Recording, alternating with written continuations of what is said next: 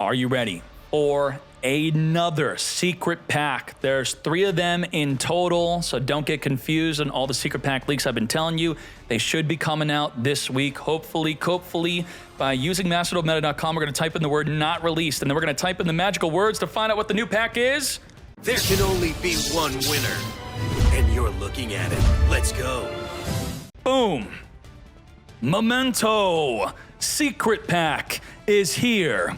Ain't no way. The Creation King gives the deck more disruption. The Sheeple gives you more plays. The Acheron is able to add a banished or engraved card back and reborn itself to be another body to even help make more plays. It's pretty good extension.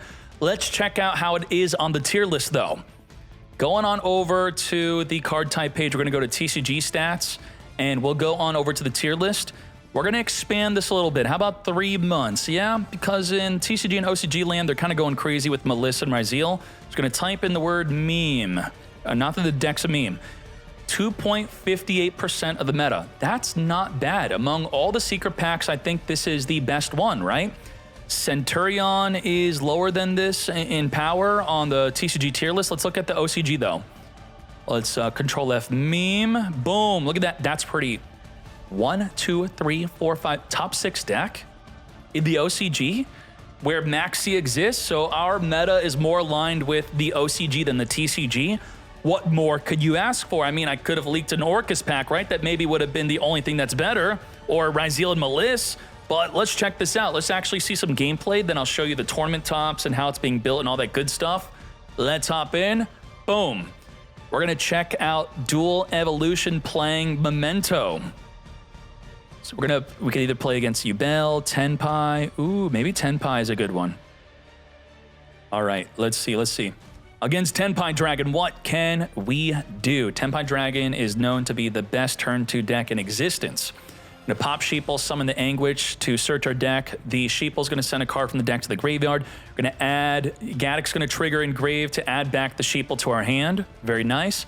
Now we're going to summon the Horse. Horse will pop itself to send 2 to 3 cards from the deck to the grave. We're going to use the Anguish to reborn the little girl. Mace will then search our deck for whatever card we want Memento. Got the Field Spell, Special Summon, the Trihorn, Silhouette Rabbit, set into the back row a trap. Let's zoom into this, yes? As we're now going to use the Memento Fusion into the brand new Creation. Creation's going to send 3 Memento cards from the deck to the grave. Now we're going to use Sheeple Special Summon to activate Diffuse with our hand or field, going into the Twin Dragon to pop itself, which could trigger its effect to reborn, and the Field Spell. So we're going to reborn 2 bodies in grave after searching for 2 Memento cards.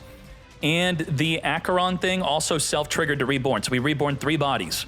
We're now going to use the Memento Fusion, pop in the Acheron to then search our deck for a Memento Fusion, and then the Acheron's going to trigger to add back the banished Memento Fusion.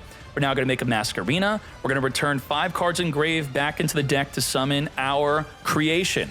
We're going to use the Field Spell to set the trap. Now, a lot of players are taking the trap out of their deck because it's dependent on having the Creation on field, but it's still very good. It's like in Apollo USA. It's going to be able to negate 5 monster effects, but not within the same chain. So similar to Apollo, but only monster effects activated on the field. Let's see, we're under Dimension Shifter now. And if your opponent activates anything during either player's turn, your Creation will trigger to summon from the hand or grave a Memento. We're going to summon Anguish, search our deck, or the Horned. Now, I don't know if Mace has to be sent to the grave to steal a monster, but it's a quick effect during the opponent's turn to take control of a monster. Raigeki. Woo, look at this. We're going to special summon this set through the Silhouette Rabbit to negate per other continuous traps we have. Negate the Raigeki. Negate. Well done, terraforming. Ain't no way. We got the Sengen Summoning to banish that away with our Little Knight. Little Knight, banish it up. And then we have Pydra, which our Creation trap is going to reduce the Creation to negate. Then we're going to use Mace to take control so you can't special summon a Chandra. We're now going to Memento Fusion, fuse into the Creation. Now, Creation has the ability to, we just lost our main Creation guy, so we can't use the trap anymore. That's okay. Now, with the Creation, what we could do is it's called Creator actually. You could pop itself or any other Memento cards to pop that many cards in the field. So if you have 5 Mementos, you could pop 5 cards on the field. And then that will trigger a bunch of effects, which hopefully we're going to see right now. Yup. We're going to pop ourself, take it out, trigger the field spell, trigger the Acheron, reborn a body from engrave. The Karibo Gaddock's going to add a card engrave back to the hand. And let's get to it. Very well done. I want to show gameplay of us going second if it does exist. By popping the Acheron, Acheron is going to add a banish or engrave card back. We're under D-Shifter, so everything's getting banished like crazy. Adding back the Banish Creation, good play.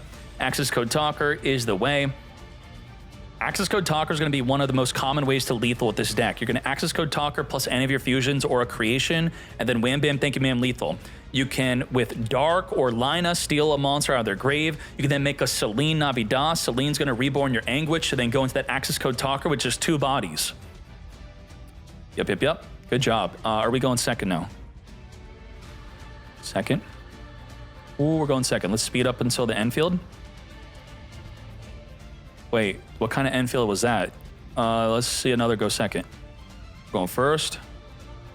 Ryzeal, we're going first. Runick. Runick's going first. Ooh, how do we beat Runick? That's something. Runick?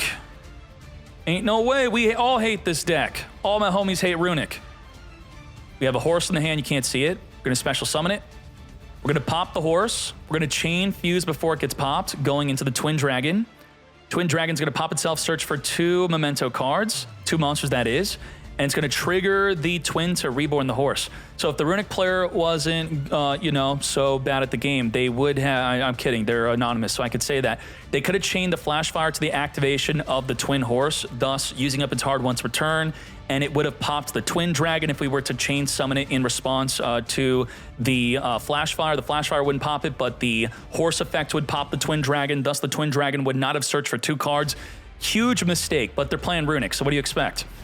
We're going to, banish 1 card off the top of the deck. Great play. But we could trigger the field spell, though, to draw 3, right? We got 3 of them. We could pop back row now. We could also search for a negate. Let's go, mate.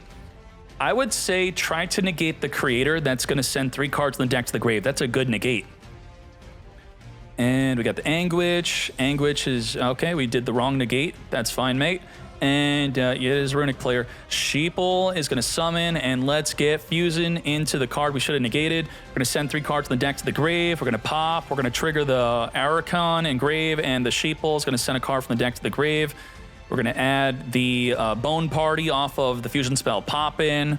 If we pop the Acheron, it's going to add the Fusion spell back to the hand. We're going to pop it. We're going to summon, and just as I said, we're going to add back the field spell since that got dealt. It got randomly banished, so that was a good idea. We're going to pop with the creator, so we're going to any cards we control, we could pop them any cards in the field. And I think we made an oopsie. Is it oopsie? Okay, so we had this interesting idea. I'll tell you the ruling on this. We could have used the creator to pop the Hug-In and the field spell at the same time with the creator. And the Hug-In could not protect the field spell if both are getting popped at the same time. That's how it works with effects that destroy instead to protect another. But even though we did not do that, we're going to use the Horn Dragon to follow up and pop the Runick field spell. There we go. So even though we didn't do that, it was an option. We're going to pop our own cards to then pop.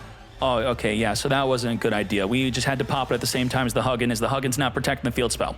Perfectly fine, because the creation wants to be the only body on the field. If it's the only body on the field, it can attack as many monsters as your opponent controls. And if you use Bone Party and Grave, you can banish it to give your creation the ability to inflict piercing battle damage. Unfortunately, because Runick sucks, they can't get more than 1 body in the field. In fact, they had none. Good job, 8,000 damage. Let's check out the deck list here. Thank you, Dual Evolution. It's lagging. Where's your D, bro? There it is. Wow. Oh, look at that. Holy and the deck list. So there's the deck list. Decade, where's that card that's in the deck I see? We don't talk about that, the goblin stuff, all right? Let's chill. Let's see what the deck is looking like. Memento. TCG Breakdown. Here is how the deck is built. With Memento Fusion, you can summon a Guardian Chimera. You could use the creation to reborn your in-grave Creation King if it's in the graveyard because you had to pop it or use it for a link summon.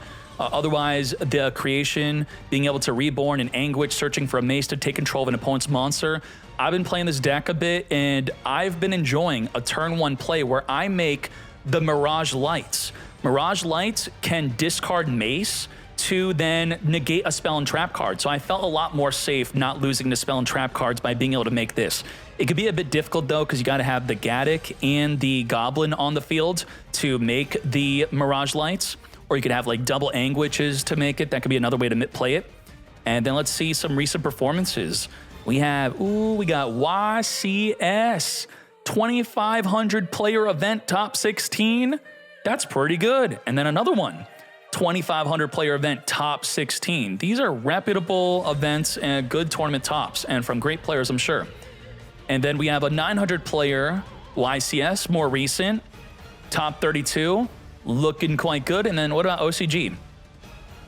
OCG first place, winning it all, and only playing one of the Goblin cards, so you don't have to worry too much about that, right?